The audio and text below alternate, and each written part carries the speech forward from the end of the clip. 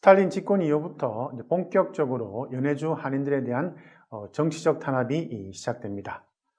먼저 한인 지도자들이 그러한 탄압의 대상이 되었고, 그 다음에는 우리 한인 사회의 일반인들도 그 대상이 됩니다.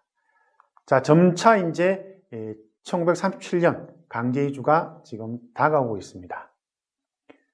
자, 먼저 연해주 한인의 항일 투쟁에 대한 스탈린의 정책을 연구한 강원식 교수의 어떤 분석을 좀 보도록 하겠습니다.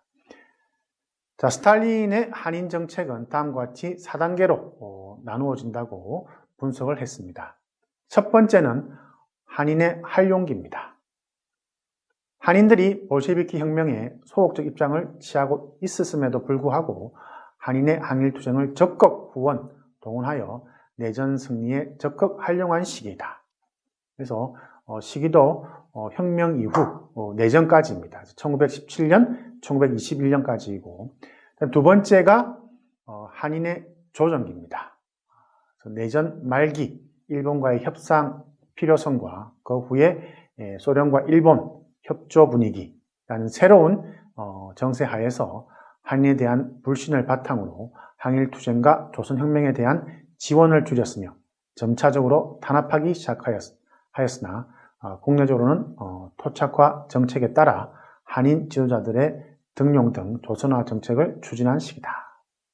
그래서 물론 방금 말씀드린 것처럼 내전 이후에 점차적으로 일본과의 관계 때문에 이제 한인에 대한 불신이 시작되었지만 그래도 본격적으로 시작된 것은 30년대에 들어갔습니다.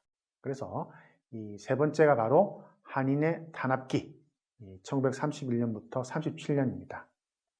이 시기는 정말 국가 없는 백성의 비극을 그대로 보여주는 정말 그러한 아주 우리나라 대한민국의 역사로 볼 때는 이러한 비극이 없는 그러한 시기였습니다.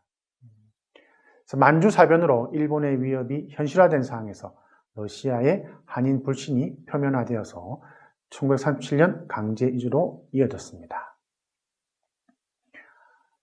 이 시기에 많은 한인 지도자들이 숙청, 총살을 당했고 억울하게 일본 스파이라는 누명을 쓰면서 그렇게 무자비하게 많은 한인의 지도자들을 갖다가 숙청 사형을 시켰습니다. 그리고 그것에 그치지 않고 본격적으로 연해주에 있는 한인들 전체를 갖다가 1937년에 강제 이주시키는 것으로 결론을 내렸습니다. 네 번째는 한인에 대한 무관심기입니다. 그래서 강제 이주시키고 난 이후에 더 이상 한인에 대해서 많은 말 그대로 관심을 두지 않았습니다. 오히려 이것이 우리 연해주 한인들이 중앙아시아로 강제 이주당한 이후에 그곳에서 성공적으로 또 정착하는데 정말 아이러니하지만 또 하나의 이유가 되는 것입니다. 이렇게 네 단계로 여러분들이 이해하시면 되겠습니다. 그래서 스탈린 등장 이후 사실은 이제 본격적인 것은 바로 한인의 조정기에 이제 해당되는데, 그래서 1924년 레닌 이후부터 1937년 이 기간 동안 스탈린이 소련의 국내외적인 사항을 고려해서 정말 말도 안 되는 일본 스파이라는 누명을 씌워서 한인 사회를 갖다가 본격적으로 탄압을 하고 37년도에 강제이주를 시키게 되는 겁니다. 1922년 10월 25일 일본군의 부대가 블라디보스톡에서 철수하고 시베리아 전쟁이 종결되자 러시아 소비에트 공화국은 극동공화국의 영토를 통합하고 극동혁명위원회를 설치하고 그 산하에 한인문제 정권위원부를 설치를 합니다. 이들의 최초 임무가 바로 한인의 국정문제였습니다.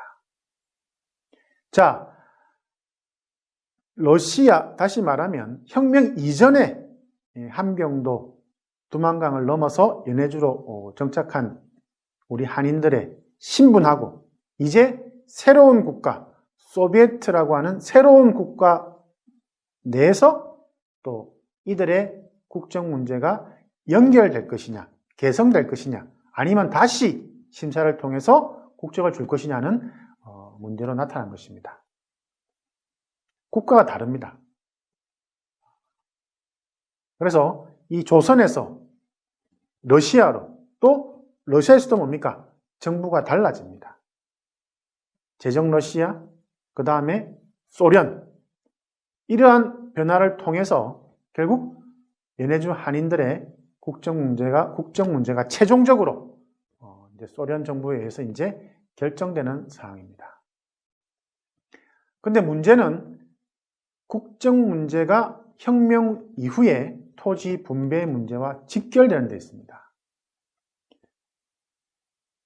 다시 말씀드리면 연해주 한인들이 모두 소련의 국적을 가지게 되면 토지 분배에 있어서 또 많은 또 문제가 발생할 수 있다라고 소련 정부는 그렇게 생각을 한 것입니다. 제정 러시아 시대와 마찬가지로 소비에트 정권 하에서도 국적을 갖지 않고 러시아에 체류하는 한인은 거주 허가증을 구입하여야 하였는데 소장료 부담도 큰 상황에서 이를 구입할 여유는 없었기에 불법적으로 체제하고 있는 한인도 많았고 불평등으로 인해서 이들이 많은 피해를 입게 되었습니다. 자, 그러나 러시아는 국적을 부여하는 과정에서 내전기 이후에 이주해온 한인의 기화에 대해서는 일본 스파이, 반혁명분자 등의 여러 가지 이유에서 신중하여야 한다는 주장을 제기하는 등 한인에게 국적을 부여하는 데 매우 소극적인 자세를 취했습니다.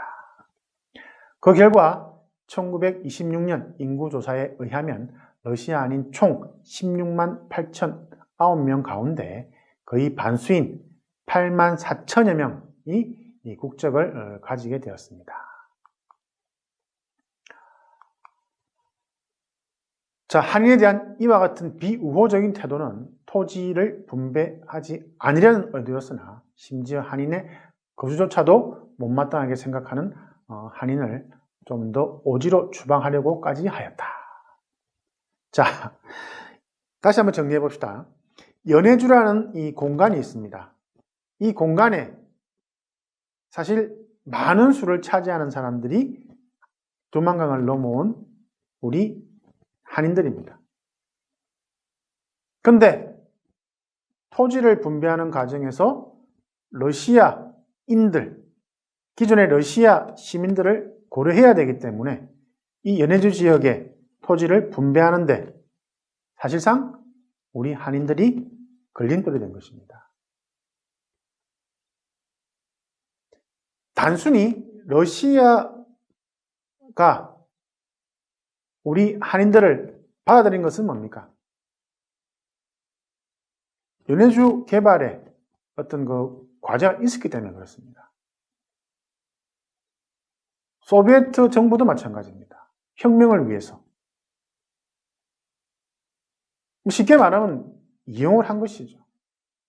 자기들 필요할 때 우리 한인들을 이용했단 말이에요. 그 다음에 소비에트 정부가 소련이라는 국가를 만들고 난 다음에 이제 더 이상 이 우리 한인들이 그들에게 중요한 대상이 된 것이 아닙니다. 게임 끝났습니다. 그러니까 이제 본색이 나타나는 거죠. 그래서 일본의 스파이라는 누명을 씌워서 한인 사회를 탄압을 하고 그 동시에 연해주에 있는 이 토지를 러시아 자기 민족에게 많이 배분하기 위해서 연해주 한인을 다른 지역으로 추방하는 그런 구상을 하게 된 것입니다. 다시 한 번 더 이런 생각을 합니다. 국가 없는 백성이 얼마나 비극적인 존재인지. 자, 그 이유를 한번 살펴보면 첫 번째가 극동지역 러시아인들은 일본 점령 기간 동안 한인들이 일본을 등에 업고 러시아인들을 괴롭혔다고 생각하였다. 정말 말이 안 되죠. 그죠? 두 번째, 한인 등 소수민족에서 경작한 토지를 강탈하는 것은 짜르 황제시대 이래 러시아인의 전형적인 노동력 수탈 과정이었다. 세 번째, 극동지역에 러시아인 이민을 정착시키기 위해서는 기존 한인의 존재가 방해가 되었기 때문이었다. 즉, 소비에트는 한인을 시민으로 받아들일 경우 한인에게 대량의 토지를 공급하여야 한다는 경제적 압박이 있었기 때문에 경쟁 상대로 생각하여 추방하기를 원하였던 것이다. 이러한 세 가지 이유 때문에 이제 스탈린의 소비에트 정부가 본격적으로 이들을 어디로 추방시킬 것인가를 고민하게 됩니다. 소련 밖으로는 추방시킬 수는 없으니까 소련 내부에 어디론가 앞에서 말씀드린 오지, 정말 사람 살기 힘든 지역으로 이제 보내려고 하는 계획을 세우는 것입니다. 자, 한인의 소비에트화는 당시 스탈린이 추진하고 있던 토착화 정책과 연계되어 적극적으로 추진되고 있었다. 한인에 대한 박해는 1920년대 말부터 이미 본격화되었다. 그것은 새로운 한인 이민의 유입 제한과 강제유지 정책으로 나타났다.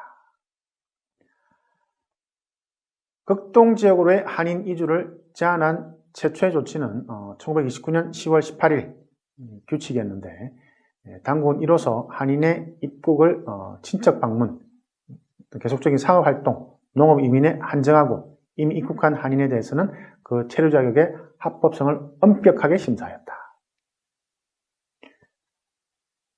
1920년대 중반부터 극동 남부에서 토지를 갖고 있지 않은 한인을 대상으로 북방으로 강제 이주시키는 정책이 검토되기 시작하였다. 토지 없는 한인을 하바롭스크 관구 등으로 이주시킨다는 것이었다. 자, 그래서 한 번 더 말씀을 드리면은, 자, 이러한 결국 이제 강제 이주라고 하는 그러한 비극이 시작된 것은 결국 연해주라고 하는 공간의 어떤 특수한 상황 때문에 그렇습니다. 워낙 농사가 짓기 힘든 추운 지역이었습니다. 그런데 함경도에서 넘어온 우리 한인들이 농사가 가능하게 만들었습니다. 토지를 개량하고 계속 이제 노력을 해서 정말 쌀 농사가 되는 지역으로 만들어버렸다는 거예요. 그리고 연해주 지역으로 러시아 자민족들이 계속 들어오게 되고, 이 좁은 이 연해주라고 하는 이 공간에서 사람이 살 수 있는 그러한 한정된 이 땅을 우리 한인들이 사실상 뭡니까? 많이 개척하고 개발하고 했기 때문에 이러한 우리 연해주 한인들의 노력을 갖다가 사실은 소련이 러시아인들을 위해서 가져가고 그 남아있는 한인들을 갖다가 다른 지역으로 보내려고 한 것입니다. 어떻게 보면은 어떤 소련의 국내외 문제도 중요한 이유가 되겠지만 더 중요한 것은 뭡니까? 결국은 경제 문제입니다. 한정된 토지를 갖다가 한인들한테 주는 건 정말 그 사람들이 원하지 않았단 말이에요. 러시아인들한테 오히려 주고 한인들을 갖다가 다른 지역으로 다시 보내버리겠다. 이것이 바로 스탈린의 정말 말도 안 되는 기가 막힌 그러한 정책의 결과입니다.